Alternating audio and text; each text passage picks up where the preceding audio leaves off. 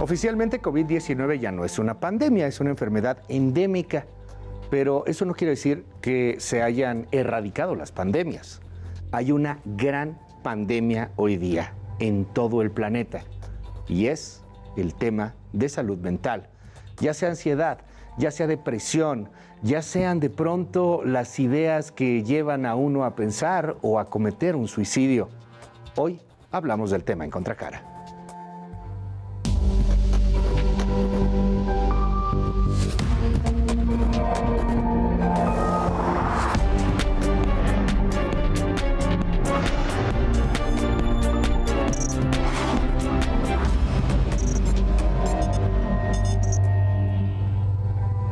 Hola, ¿qué tal? Muy buenas noches. Yo me llamo Luis Cárdenas y no sabe el gusto que me da poder estar con usted aquí en Contracara en Heraldo Televisión.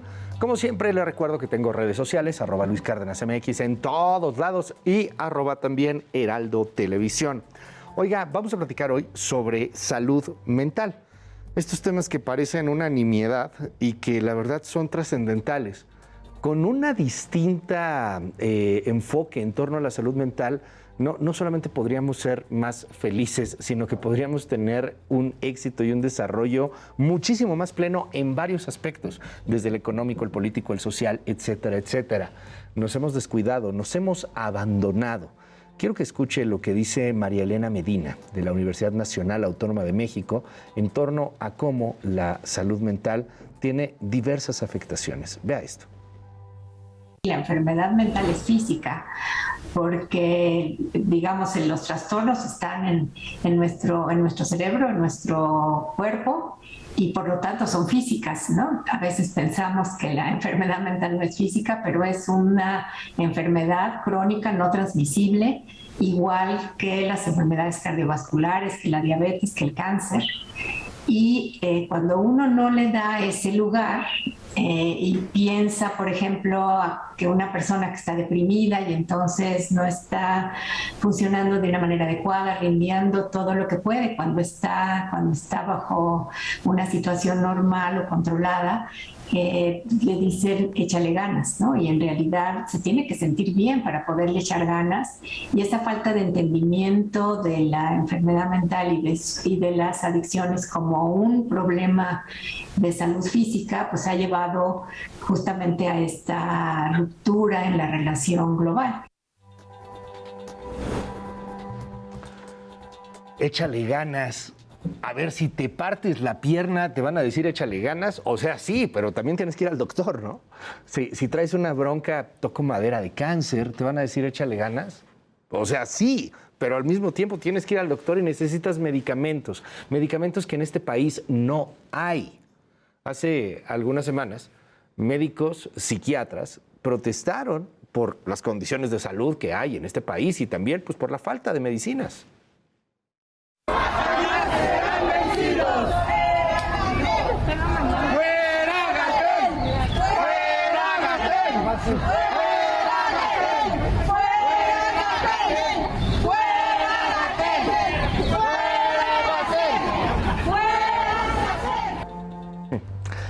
Y luego Gatell en otra protesta terminó por llamarles arrogantes. En fin, ya platicaremos sobre ese asunto, pero hoy no es político ni politiquero. Hoy se trata de hablar de salud mental. Hoy no son chairos contra fifís. Hoy se trata de que nos veamos un poco a nosotros mismos y tratemos de ver si necesitamos o no necesitamos ayuda y si la necesitamos, en dónde podemos obtenerla. Regresamos con más sobre este tema aquí en Heraldo Televisión. Esto es Contracara. No le cambie, regresamos.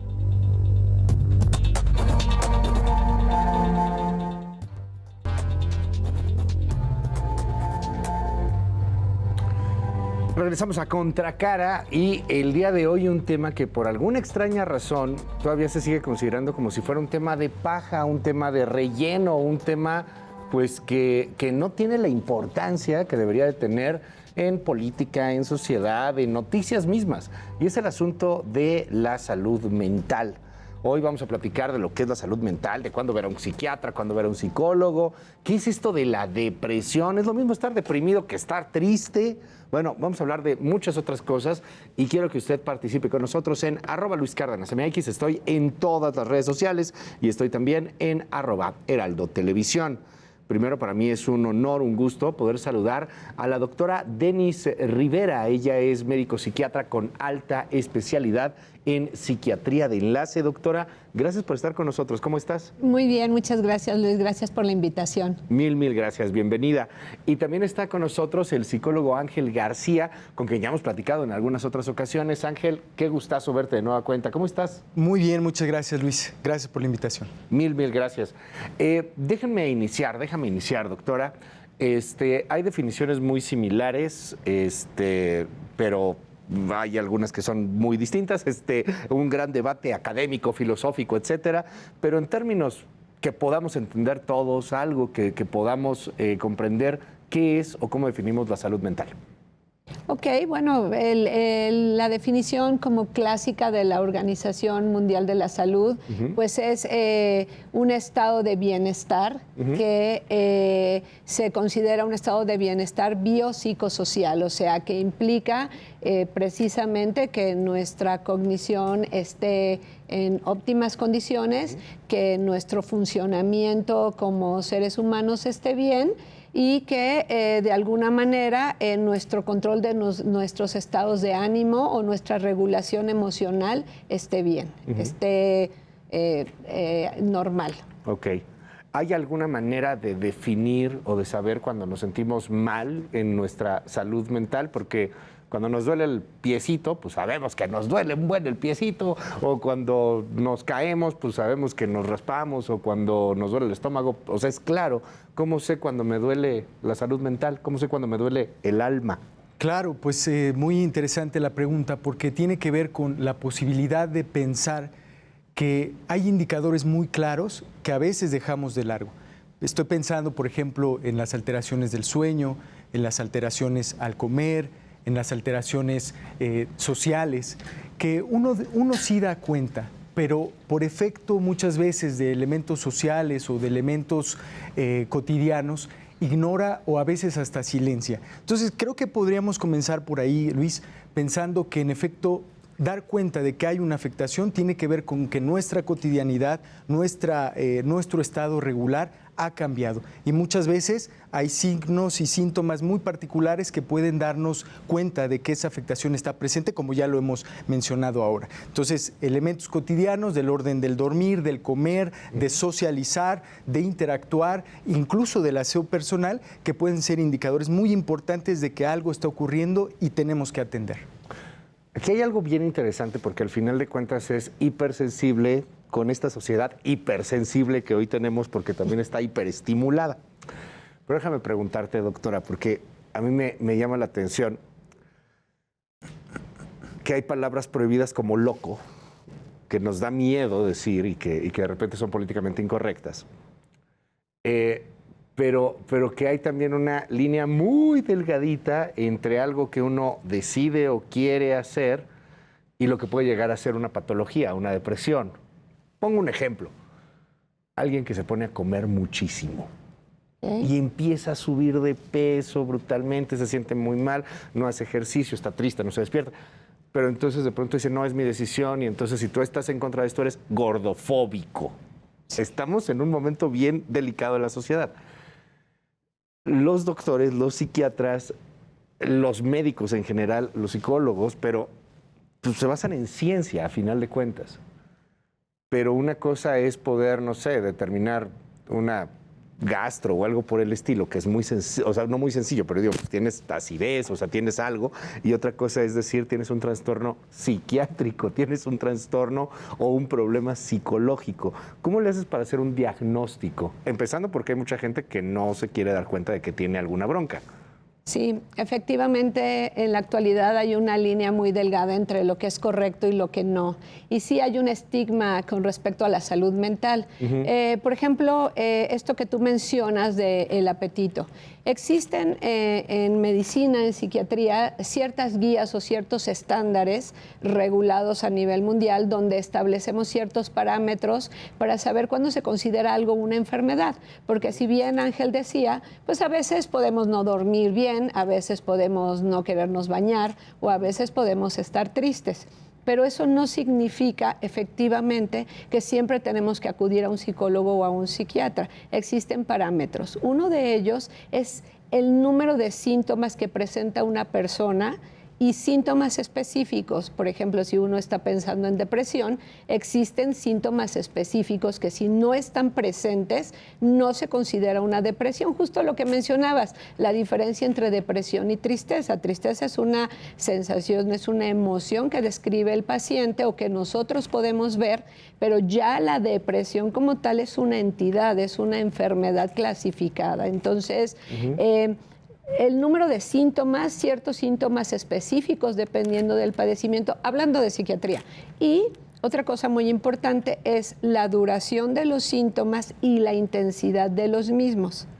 Entonces, uno puede estar, por ejemplo, ansioso, porque, por ejemplo, iba a venir a la entrevista y no te conocía, Ok. ¿no?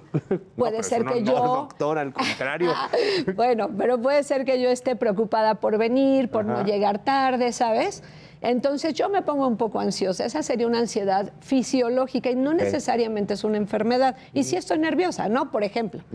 Pero alguien que está ansioso de manera patológica, la ansiedad es en intensidad desproporcionada y en duración. Y puede ser que por eso coma demasiado y suba de peso, hablando del peso. Entonces ahí es donde nosotros, ya con base a estas guías preestablecidas y obviamente nuestra experiencia, podemos ir viendo qué persona amerita un manejo, tanto psiquiátrico como también psicológico o conjunto, que en realidad es lo ideal, ¿no? El trabajo en equipo.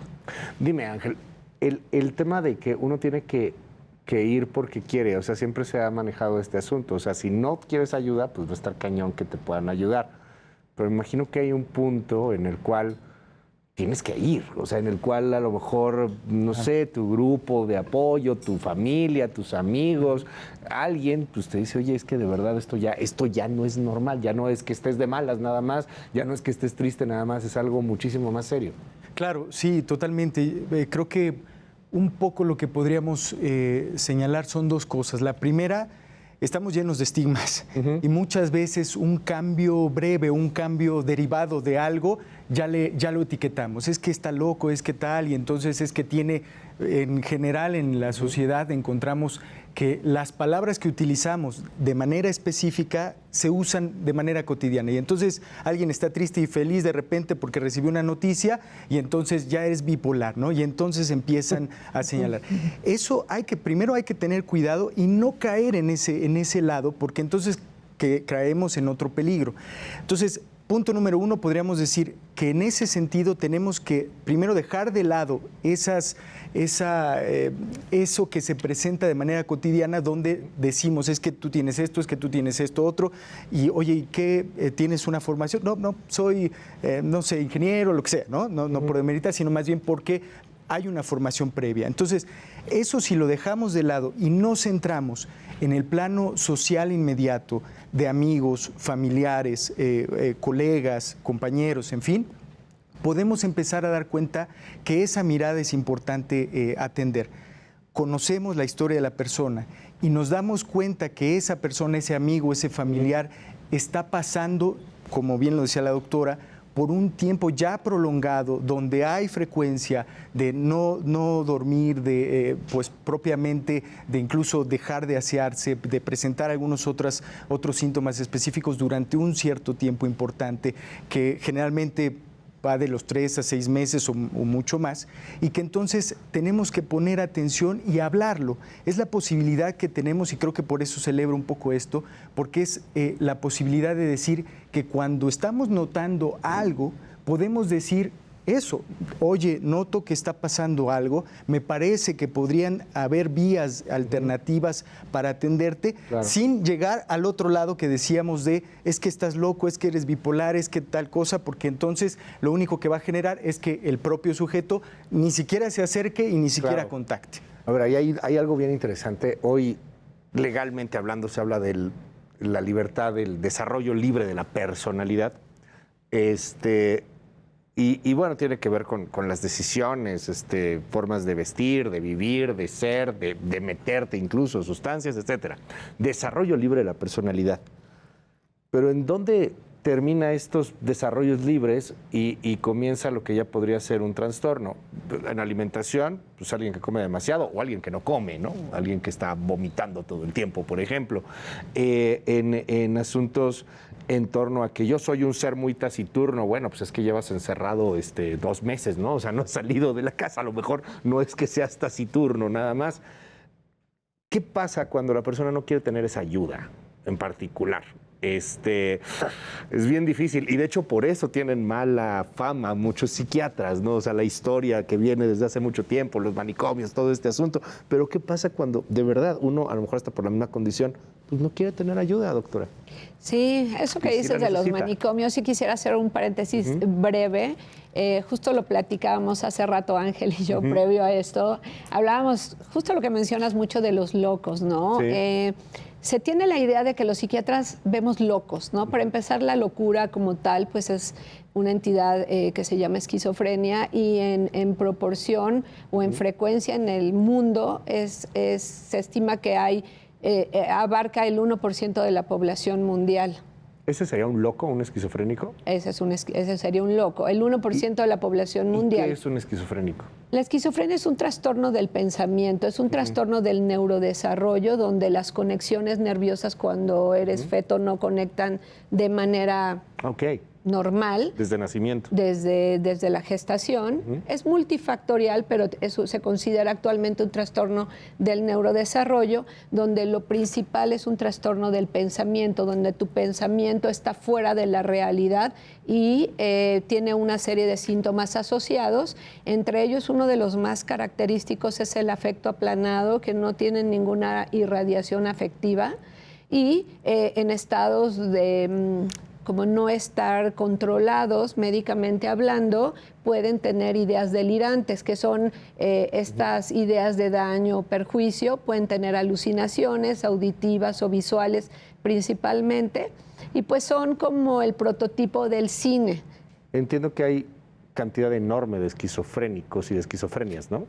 ¿O Sí, solo no, una? bueno, ¿Cómo? en tipo, bueno, es que las clasificaciones médicas se van modificando Ok. conforme va habiendo más conocimiento. Actualmente se considera como un espectro de esquizofrenia. Un espectro, ok. Un espectro. Hay gente, o sea, por lo que me dices, este asunto de que no quieres o tampoco odias, o sea, no tienes este Sí, el sentimiento de afecto. Sí, No el sientes como sentiríamos la mayoría. sí, o sea, afecto aplanado no significa como que no estás ni contento ni triste, sino no hay esa sensación de empatía y de recepción de su estado de ánimo, y se denomina afecto aplanado. Sí, y hay otra cosa, tienen un nivel de funcionalidad bajo, o sea, hay como también una creencia de que son como muy brillantes. Hay muchas películas, hay una que creo que se llama en español Mente Brillante, donde dicen que son como grandes genios. Sí existe la genialidad, pero en muchas otras patologías también ya es 1 en 1.000.000. A ver, y ¿no? aquí hay algo bien interesante también, hablando de películas, pues uno pensaría en alguien muy malo, muy maldito, una especie de Hannibal Lecter o una cosa así rara. Cuando tú me dices, no sienten lo mismo, no hay una empatía similar, ¿son peligrosos? ¿Puede llegar a haber peligrosos entre los esquizofrénicos para la sociedad? Bueno, es algo fuerte, pero sí, un paciente esquizofrénico que no esté controlado puede tener un alto riesgo suicida y homicida, Ok. sí, pero no es exclusivo de ellos. O sea, es una posibilidad en alguien que no está controlado, pero afortunadamente es lo menos que sucede. Este es el 1% y no necesariamente todos son peligrosos o homicidas o suicidas, pero es el 1% de la población, a los que les decimos en los medios, de la población mundial, a los que les decimos en los medios, los locos. Pero volviendo al tema, hoy con esta futilidad del lenguaje y con este asunto en donde, ¡ay, hice una locura! Le puse catsup a la pizza. Sí. O sea, porque así somos, ¿no? Ahora todo el mundo está loco también de pronto. ¿Cuándo ir al psiquiatra? ¿Cuándo es? No porque le pusiste catsup a la pizza, vas a ir al psiquiatra, o sea, o al psicólogo. ¿Cuándo realmente hay una bronca en donde pues necesitamos acercarnos o necesitamos pues de verdad llevar a un familiar o a un amigo o a un ser amado al psiquiatra o al psicólogo, doctora? ¿Dónde está esta línea? Sí, hice específicamente esa anotación porque son los menos. Sí. En la actualidad se considera que el 30% de la población mundial padece de un problema de ansiedad. Más o menos 300 millones de la población mundial padecen ansiedad y más o menos como 280 depresión. En frecuencia en frecuencia es más probable que tanto los psicólogos como los psiquiatras veamos más trastornos del estado de ánimo y también algo que está pasando mucho es abuso de sustancias, pospandemia más. Claro. Algo que también se ha incrementado con el paso de los años es la presencia de las demencias de todo tipo. ¿Cómo es una demencia? Una demencia es la pérdida de las funciones mentales, de la cognición, de la memoria, de la atención, de la concentración, capacidad de cálculo. Y hay muchos factores por los cuales uno puede tener demencia. Brevemente te digo, la más conocida es el Alzheimer, que es una demencia muy específica donde la edad de presentación es muy joven, o sea, pacientes entre 50 y 55 años, pero también existe la demencia senil, que son los viejitos, o por ejemplo puede haber demencias vasculares, mujeres u hombres que tienen infartos cerebrales pequeños que no se notan y van perdiendo capacidades. Puedes tener demencia por un accidente, por un tumor, o sea, hay muchas causas, pero con el advenimiento de los medicamentos y de la modernidad de la medicina, pues cada vez vivimos más. Ya. Entonces, ¿Qué pasa, Ángel, cuando tú nos decías hace rato? Es que, bueno, pues hay varios temas, ¿no? Hay como un arquetipo, o sea, tienes que dormir bien, tienes que hacer ejercicio, tienes que hacer muchas cosas. Y la neta es que si lo haces te cambia bien cañón la vida. Pero porque no duerma bien, necesariamente tengo un problema en mi salud mental. Claro. ¿Solamente por ese asunto? No. ¿O cómo es el tema? El tema. Bueno, primero creo que es importante considerar que no solo es un factor, ¿no? Ya decíamos que hay muchos factores que pueden predisponer, pueden ocasionar incluso algún tipo de trastorno en particular.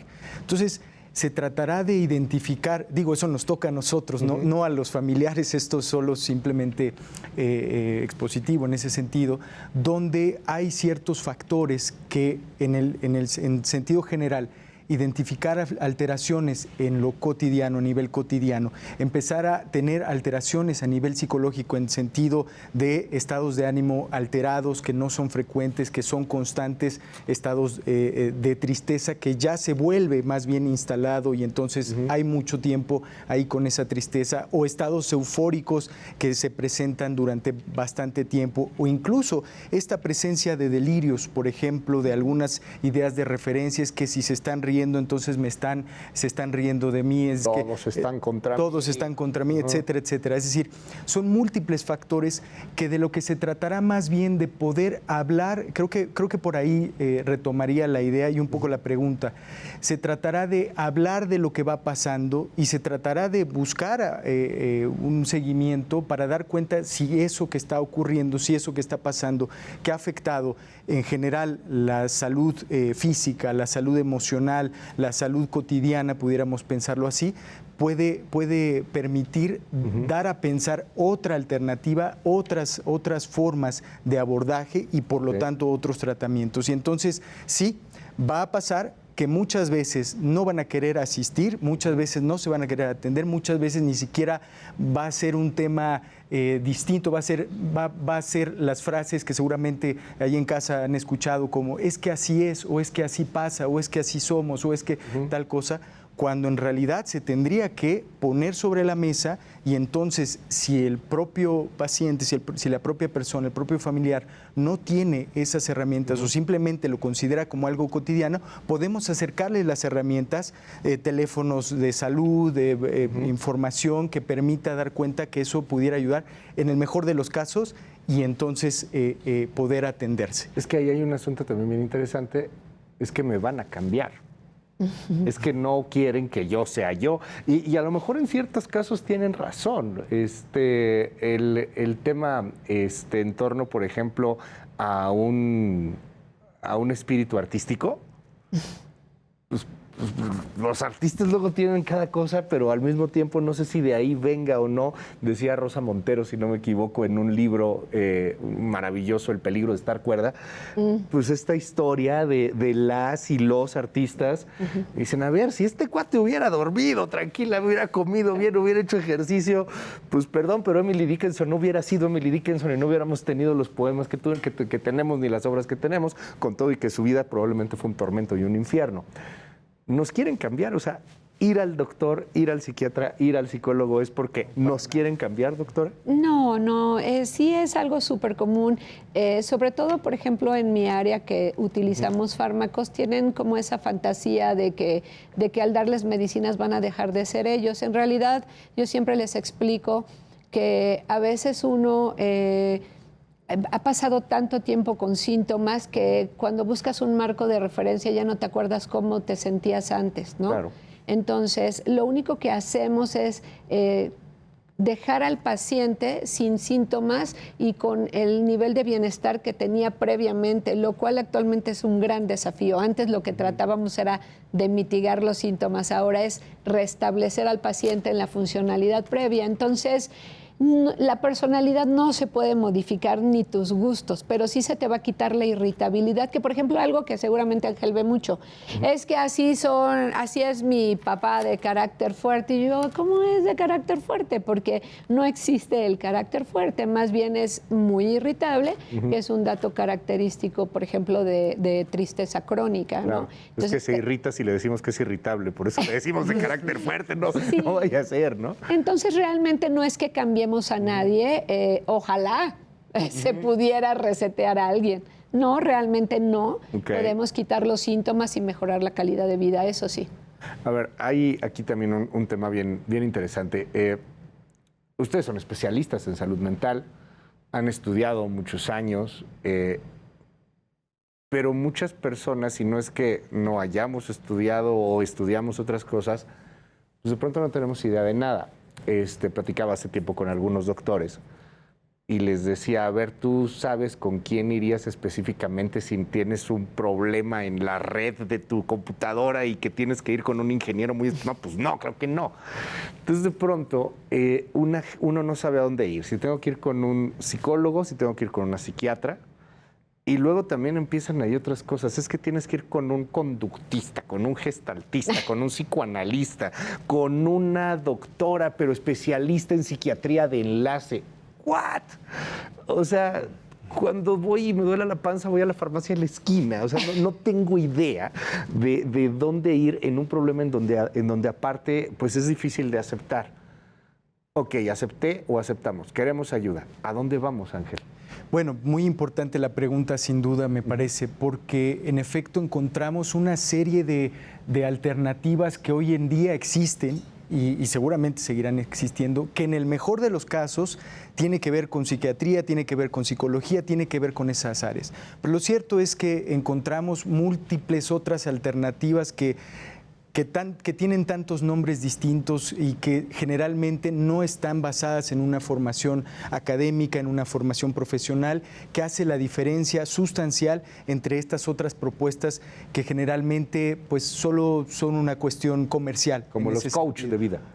Por ejemplo, incluso estoy pensando en México, nuestro México querido, en algunas otras alternativas que se encuentran y que desafortunadamente no tienen esta aproximación que nosotros tenemos, como pues que los rituales, que los ángeles, que no sé qué tantas cosas hay, y que generalmente más bien obedecen a otros intereses. Porque luego los comparan ustedes con chamanes. Por ejemplo. Sí, o sea, de verdad. O sea, luego los comparan con chamanes. O sea, uno dice, oye, no inventes. Y realmente, claro, y realmente si miren, no importa cómo nos digan, pero si se atienden, yo señalaría esto: una formación profesional, una formación académica, una formación de institución en ese sentido. Pueden ser incluso desde, pensando en esto, llego con un médico general y el médico general puede derivarme, por ejemplo, en ese sentido estoy sintiéndome mal y entonces busco atención psicológica, pero sabiendo que la atención psicológica la realiza un psicólogo en particular, la atención psiquiátrica la realiza un psiquiatra y no otras disciplinas o otras áreas que de repente no son por estos caminos que requieren, como ya lo decías, Luis, claro, un trabajo importante previo, distinto a estas otras alternativas que, bueno, se mueven por otros intereses y que son desafortunadamente muy comunes. A ver, dijiste dos cosas que quiero preguntarle a la doctora, pero a ver, voy primero con esta. En el México mágico, somos el México mágico de María Sabina. Somos el México mágico en donde venían los grandes artistas del mundo a consumir hongos a Oaxaca. Y es una maravilla, y a partir de ahí se hizo wow. Hoy veo con gran interés cómo ha despertado de nueva cuenta esta tendencia psicotrópica.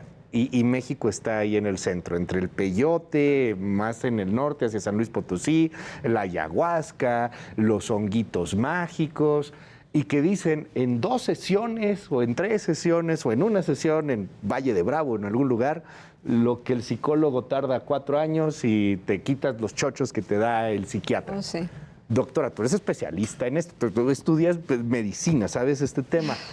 Sí. Y hay una gran polémica, al grado que hace 1 mes o 2 meses hubo en Colorado, en los Estados Unidos, un congreso muy importante en torno al uso ya de estos psicotrópicos, si ayudan o no ayudan.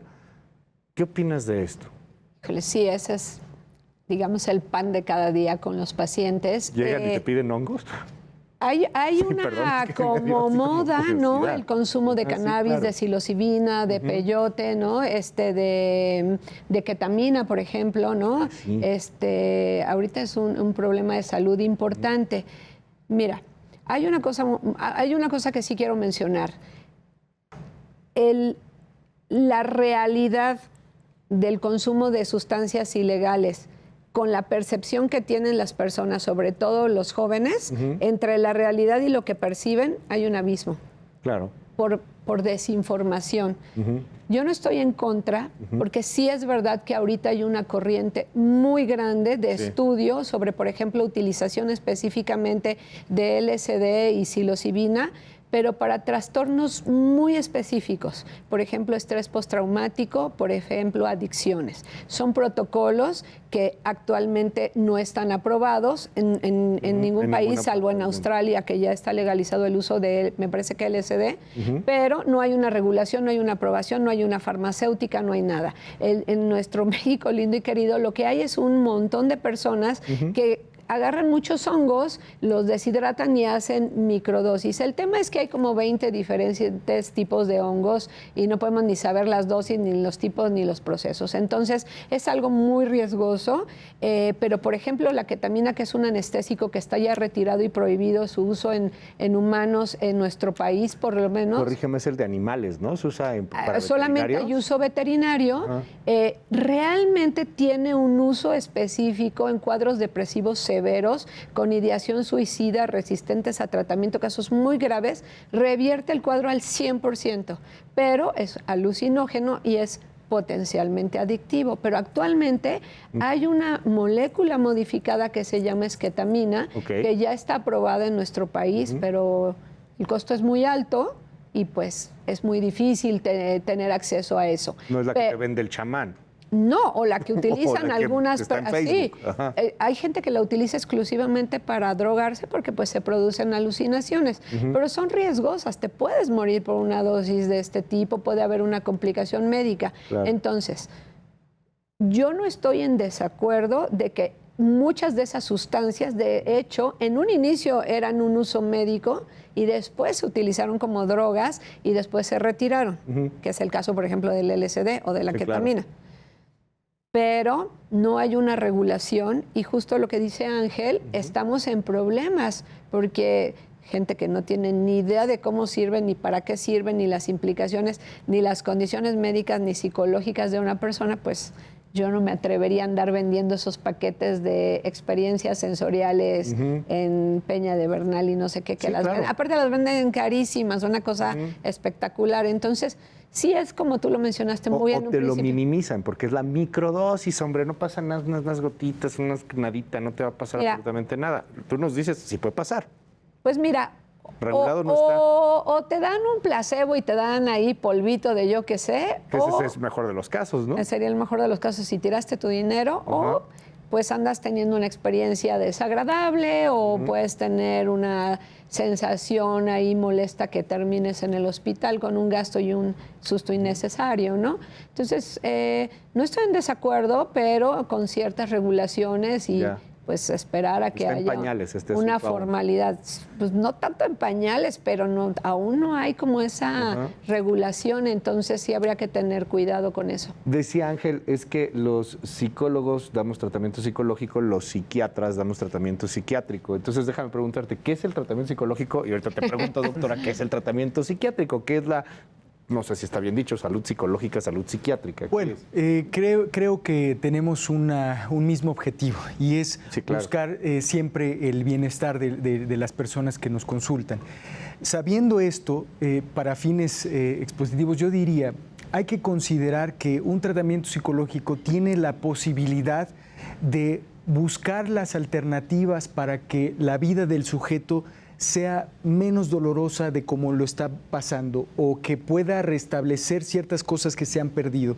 Un tratamiento psicológico va en ese camino, la posibilidad de saber que lo que está viviendo puede tener una mejora atendiéndose, dando seguimiento, pudiendo reconocer además que eso que se vende con la ayahuasca y con tantas cosas se puede obtener desde otras perspectivas. Por ejemplo, haciendo foros así, disfrutando la conversación, por ejemplo, relacionándote con tus compañeros, pudiendo tener unas buenas amistades, por ejemplo, teniendo retos académicos, retos sociales, teniendo una cantidad de cosas que es indispensable saber que eso que se ofrece con estas cosas y con tantas cosas y demás, que en el mejor de los casos son placebos, se pueden obtener a través de muchos cambios que se realizan en los tratamientos psicológicos para dar cuenta que hay alternativas para vivir mejor. Creo que por ahí abordaría mindfulness, por ejemplo. Los ciertos ejercicios. Claro, que son alternativas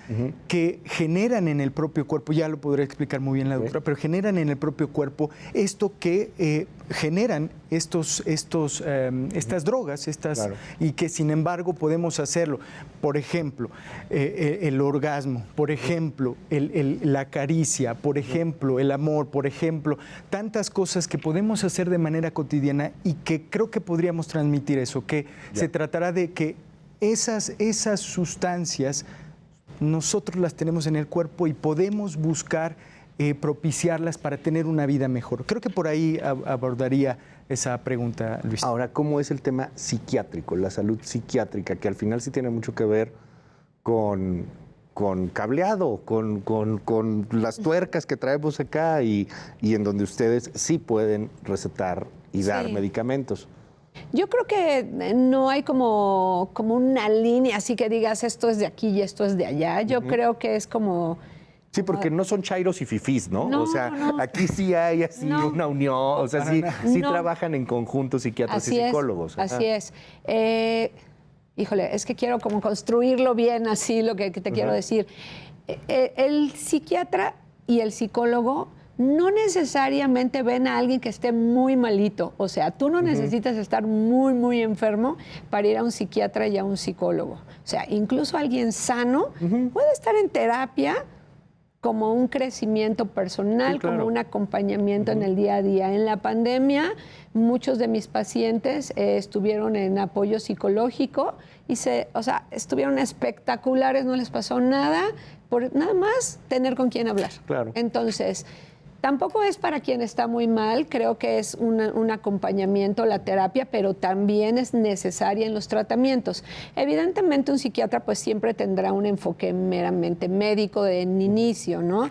¿Por qué? Porque las enfermedades mentales ocupan una amplia gama de padecimientos, desde el recién nacido hasta que te mueres, podemos tener un problema de salud mental. No todos son graves. Unos pueden resolverse solo con terapia, unos necesitan medicamento, unos, que son la mayoría, necesitan las dos cosas. Pero el psiquiatra siempre tendrá pues un enfoque médico, buscando también pues todas las interacciones farmacológicas, todas las otras enfermedades que un paciente pueda tener y que provoquen, por ejemplo, padecimientos psiquiátricos, algo que yo veo mucho por mis subespecialidades, por ejemplo, pacientes con enfermedades crónico-degenerativas, hipertensos, diabéticos, obesos, con cáncer, ¿no? Con dolores crónicos, de gineco, por ejemplo, menopausias, ¿no? Que tienen cosas en conjunto, o pacientes que están en tratamiento psicológico, que empiezan a tener síntomas que ameritan tratamiento farmacológico, pues los vemos en equipo. Es muy, muy interesante porque si a ti te da, toco madera, pero me ha tocado ver muy de cerca muchos casos, pero si te da un cáncer y está cañón que no recibieras tratamiento médico, porque los dolores ya de por sí son indecibles. Pero si te da cáncer y no vas al doctor, o sea, pues te vas a morir, y te vas a morir de una manera espantosa, y te vas a ir muriendo y terminas muerto. Lo mismo que si tienes un apéndice reventado, pues te vas a morir. O sea, si no vas al doctor, te vas a morir. Pero si tienes depresión, te vas a morir. Y hay ahí un asunto en donde uno podría decir, no sé, pienso en un doctor que examine unos pulmones y diga, tienes unos pulmones maravillosos, todo esto está muy bien. ¿Qué dice el psiquiatra? Tienes un cerebro increíble, tu alma está perfecta, ¿cómo le haces para verla? O sea, ¿cómo mides quién o no tiene salud mental? Con el nivel de funcionalidad del ser humano, cómo funciona en todos los ámbitos, ¿no? Laboral, como esposa, como hija, como amigo, ¿no? En el nivel de funcionalidad es donde nosotros valoramos la salud mental. Evidentemente lo que te había mencionado antes de los síntomas y la durabilidad, pero a lo que voy es con el nivel de funcionalidad, es una escala global de funcionalidad, nosotros podemos valorar su funcionalidad. Ok. Dime, Ángel, hay entre los psicólogos varias corrientes. Claro. Y a veces, de verdad, lo que es no tener nada que hacer.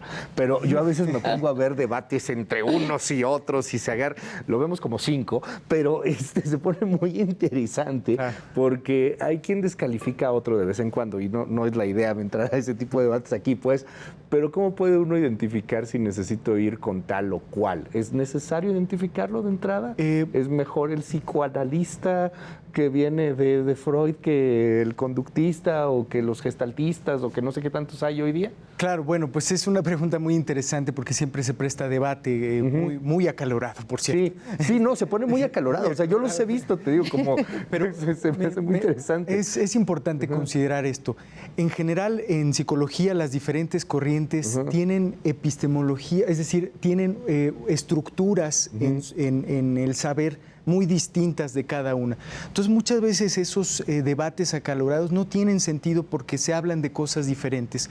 Yo diría, no es que uno sea más que el otro. Creo que si tenemos, que lo que decíamos hace un momento, si tenemos el mismo objetivo, que es más allá de tener un ego grande y entonces decir... Sí, claro. El paciente debería de ser el mismo objetivo, ese es el objetivo que se tratará. Si ese es el objetivo, las diferentes corrientes pueden no tener sentido para los propios propios pacientes. Es cierto que hay corrientes que son más populares que otras, pero recordemos que lo popular generalmente no es lo más adecuado. Lo importante sería reconocer que hay una gran alternativa, una gran dimensión de alternativas para atenderse, y a partir de eso es poder elegir con quien más me siento cómodo. Creo que por ahí podríamos ir pensando, porque realmente son pocos los pacientes que me han tocado que me preguntan, oye, sí, claro, ¿qué corriente o qué tal cosa? Realmente eso lo sabemos nosotros y nos peleamos nosotros y bueno, estas cosas. Pero realmente en el plano ya real, en ese objetivo que tenemos para que nuestros pacientes estén bien, ya eso es irrelevante. Pero lo más importante entonces es saber que hay alternativas, y si de pronto no me siento cómodo, si de pronto no estoy viendo resultados, si de pronto no está pasando, bueno, pues se puede saber, y ahora transmitimos que hay diferentes alternativas, y creo que eso es lo importante. Entonces, por ahí diría esta pregunta, Luis, y también quizá claro, retomaría una idea rápidamente que había señalado, que es que de repente algo orgánico, algo físico puede llevar a la muerte. Algo así también que dejamos pasar o que ignoramos a nivel emocional también puede acercarnos a la muerte, y ahí está el punto nodal, el punto importante a considerar, que no solo es la voy a pasar mal y ya, sino que incluso mi vida puede estar en riesgo si no doy seguimiento, si no doy tratamiento a mi salud mental. Entonces creo que eso es importante, saber que hay muchas alternativas. Ya decíamos, se tratará de dar cuenta más bien que haya una formación académica, profesional previa, y podamos alejarnos un poco de estas otras alternativas que pues quién sabe que puedan llevarnos incluso al riesgo cercano a la muerte. Eso también puede pasar, desafortunadamente. Yo quiero agradecerles esta noche por habernos acompañado y cerrar con un tema. Este es un programa político, por lo regular nos damos estos respiros, porque creo que son temas que deberían de ser fundamentales. Creo que la salud mental tendría que estar en el debate de las corcholatas aspirantes, suspirantes, pero bueno, en fin, es lo que es, no lo que debería de ser. Pero en un país en donde hay 48 millones de personas, más o menos, de acuerdo a los últimos datos, que ganan menos de 2,000 pesos al mes. En un país en donde el 37% de la población tiene alguna pobreza, o sea, es pobre, considerada en que gana menos de 2,000 pesos o tiene alguna carencia o algo por el estilo. ¿Cómo entrar a servicios de salud? En un país que, perdón, no es Dinamarca, ni parece que vaya hacia Dinamarca, en donde hay escasez de medicamentos, el tema psiquiátrico es particularmente relevante hoy día. ¿Cómo entrar a servicios de salud cuando de verdad estamos en esta realidad? ¿Cómo no hacer de esto un privilegio de ciertas clases que pueden acudir y pueden pagar o pueden conseguir? ¿Cómo hacerle, doctora? Uy, no, bueno, es un tema muy complicado, pero bueno, sí. Es un tema de salud mundial muy importante. Bueno, hablando de nuestro país y hablando de psiquiatría específicamente, pues sí hay alternativas para recibir ayuda. Por ejemplo, existen universidades en el país que tienen departamentos de psicología o de salud mental donde las personas se pueden acercar a precios considerables, les hacen como un estudio socioeconómico. Por ejemplo, la UNAM tiene un departamento de salud mental, Monterrey también, el hospital universitario tiene un área de salud mental, dependiendo del estado. No me sé todos, pero bueno, es como una orientación. En las universidades normalmente hay un área de salud mental donde tanto psicólogos como psiquiatras atienden a las personas a precios accesibles o bajo un estudio socioeconómico. Evidentemente, pues quien tiene la fortuna de tener seguro social o ISSSTE, por ejemplo, pues pueden acercarse a los hospitales, que son normalmente hospitales de concentración por región. El problema es que están saturados, o sea, hablando de psiquiatras, somos bien poquitos, y un dato curioso es que el 70% de los psiquiatras estamos en Guadalajara, Ciudad de México y Monterrey. ¿Cómo crees? Ya, fin. Y en la Ciudad de México, como dato curioso, la mayoría de los psiquiatras en la Colonia del Valle. Mira. No sé por qué, pero son datos que tenemos de Oye, qué interesante el actuales dato, ¿eh? que se han hecho estadísticas ahí en el INEGI. Entonces, pero sí somos muy Oye, pocos. y no precisamente en la del Valle todo el mundo vive muy bien, que digamos, y son felices. Y... No, bueno, pero ahí van a consulta. Sí, Es que sí, está lleno claro, de consultorios. sí. No, está sí. interesante. Sobre todo ahí, fíjate. No sé, psicólogo, sería interesante que lo checaras, Ángel, pero nosotros sí tenemos estadísticas. Bueno,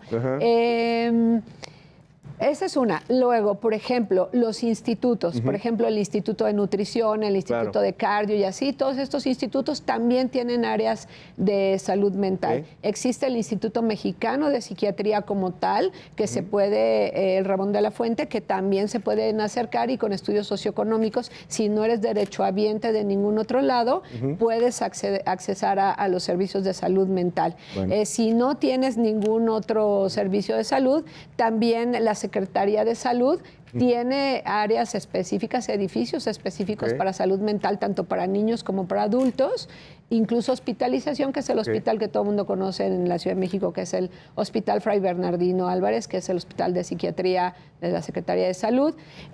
Y, por ejemplo, dependiendo del estado, aquí en la Ciudad de México existe una línea telefónica que se llama Línea de Vida, donde tú marcas, y eso es específicamente para situaciones agudas, graves, en peligro, por ejemplo, una ideación suicida, prevención de suicidio, un ataque de ansiedad, cosas así, pueden llamar y ser atendidos. Doctora, muchas gracias por estar con nosotros. Al contrario, muchas gracias por la invitación. Gracias.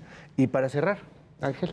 Claro, creo que un poco lo que han mencionado es, hay alternativas. Yo sé que no son muchas veces tan fáciles, pero hay alternativas que se pueden acercar.